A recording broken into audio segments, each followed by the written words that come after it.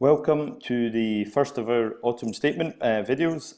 You'll remember from my mailing last week, I said we would try and break down the autumn statement into some kind of handy bite-sized videos. And then we decided rather than having to look at me talking about it and trying to take notes or whatever you might do, it might be better just to do a short presentation on each of the subjects. These presentations will be available on LinkedIn, on SlideShare, and our various social media channels, and also via our website if you want to refer back to them. I thought this time we would start with tax. There's a few subjects to cover, probably 5 I think I've broken it down into. So if we start with tax, the government has announced that they want to take tax collection online and basically allow us to manage our tax like we do our bank accounts and everything else. So it seems like a good idea on the surface. 2016-17 for individuals, moving out to 2020 for businesses, self-employed, etc.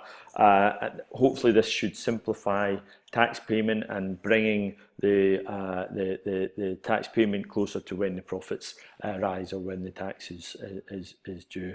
So that could be interesting. Hopefully they'll manage to implement that. Next up, capital gains tax. So doesn't look like there's any changes in the exemption to stay at 11,100. There will be a new CGT payment window on residential property from taking it down to 30 days from 2019, so that's quite a change. That will impact on particularly the buy-to-let market, and we'll touch on that further down the presentation.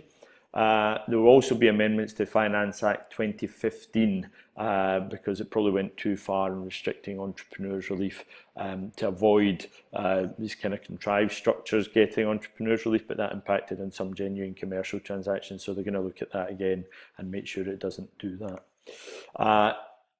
Dividends. Now, we've been talking about dividends for a while now. I've written quite a number of pieces about it, and we've done some presentations on it. The huge changes to dividend tax, and ultimately the direction of travel is to bring it in line with income tax, which you could argue the pros and cons of. So 10% tax credit abolished, everybody has a £5,000 per annum allowance, and then you'll be charged at rates of 7.5%, 32.5% and 38.1%. Now, the overall picture from this is, yes, the government is going to get an extra £8 billion, they reckon, in the first year. So it is a tax grab. So it is going to cost business owners and people with investment portfolios that rely on income money. So everybody should be looking at this.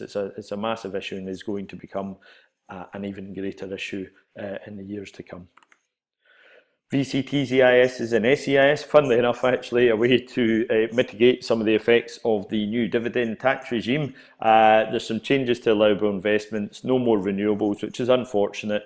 They'll have to, the investment companies have to adjust some of the investments they do, but no major changes, and we've seen some really good investment options alongside the tax reliefs that are available. So definitely worth having a chat about that.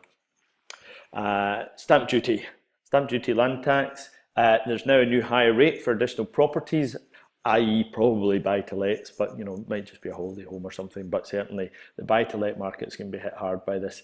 3% above the standard rate. That's quite a sore one, I guess, particularly down south. Less so up here, but still a sore one. And what we'll have to do is wait to see if the Scottish Government follows suit, as stamp duty land tax is a devolved matter now.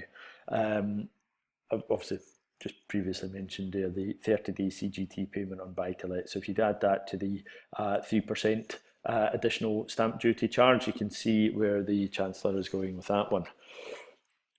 Tax avoidance and evasion, been a huge issue for a number of years now. Basically, if it's a contrived structure for a business or any kind of tax relief that isn't written into legislation, such as EIS, VCT, pensions, etc., then the HMRC is going to get you basically. They're not going to allow contrived structures. There's going to be a 60% penalty on top of the tax if you're successfully tackled by the general anti-abuse rules. That's a massive disincentive, and anyone who has these structures or is thinking about these structures should think again, because it's just not worth it. Next up will be pensions. I'll probably get to that next week, I think. We'll probably recap on the pension changes that have happened over the last year and some of the stuff that was confirmed in the autumn statement. I hope you found that really useful. Again, always looking for your feedback. You'll find the presentation on our social media channels on the website. And yeah, hope to speak to you soon.